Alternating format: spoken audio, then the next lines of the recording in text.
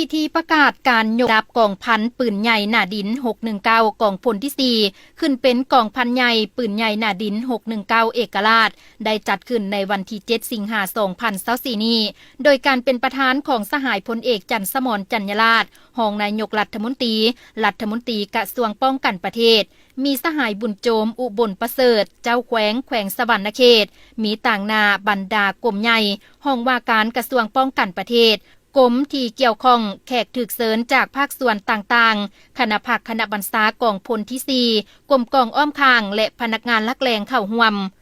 สหายพลจัตวาวงแก้ววงพิลาหัวหน้ากรมปืนใหญ่หน้าดินกรมใหญ่เสนาธิการกองทัพได้รายงานย่อต้นกำเนิดของกองพันปืนใหญ่หน้าดิน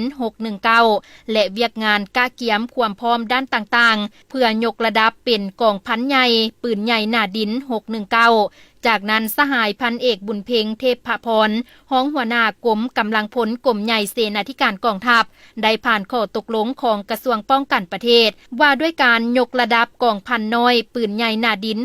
619กองพลที่4ขึ้นเป็นกองพันใหญ่ปืนใหญ่หน้าดิน619เอกราชภายใต้การซี่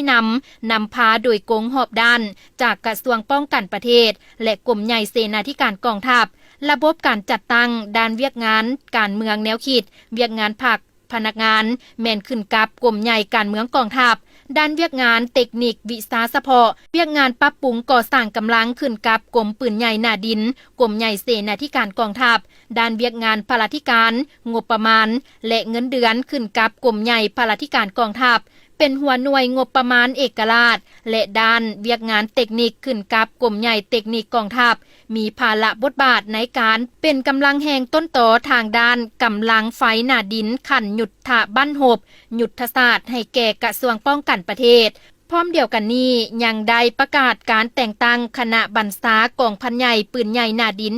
619ประกอบมีสหายพันเอกแสงฟองทิพย์ธิราชเป็นหัวหน้าการเมืองสหายพันโทแสงวันเกิดทบุรีเป็นหัวหน้าการทหารสหายพันโทบุญมาแก้วเกิดมีเป็นห้องหัวหน้าการเมืองทั้งเป็นหัวหน้าแผนกการเมือง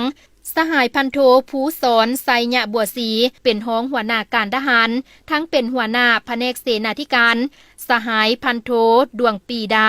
เหลาแสงดาวเป็นห้องหัวหน้ากองพันใหญ่ทั้งเป็นหัวหน้าแผนกพลาธิการสหายพันโทแสงสุรินทร์ไซสมบูรณ์เป็นห้องหัวหน้ากองพันใหญ่ทั้งเป็นหัวหน้าแผนกเทคนิคและประกาศแต่งตั้งขันหัวหน้าแผนกห้องหัวหน้าแผนกแขนง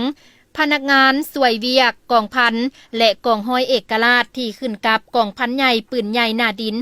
619พร้อมกันนั้นก็ได้ประกาศการสั่งตั้งคณะภาคกองพันใหญ่และบ่งตัวแต่งตั้งคณะบริหารงานภาคกองพันใหญ่ประกอบมี9สหายในนั้นสหายพันเอกแสงฟองทิพย์ธิราชเป็นเลขาคณะบริหารงานภาคสหายพันโทแสงวันเกิดทบุรีเป็นรองเลขา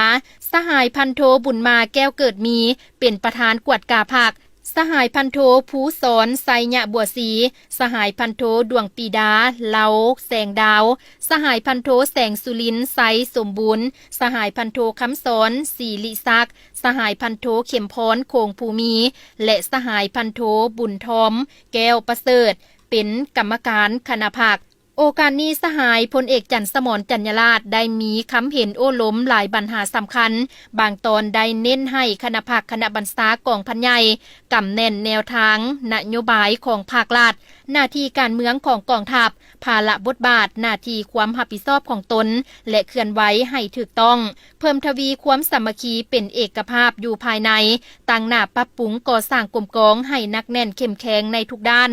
เอาใจใส่เวียกงานก่อสร้างภาคก่อสร้างพนักงานให้ถูกกับทิศนำและหลักการของภาคตั้งหน้าปฏิบัติตามทิศนำเพิ่งตนเองกุ้มตนเองและสร้างความเข้มแข็งด้วยตนเองตามเงื่อนไข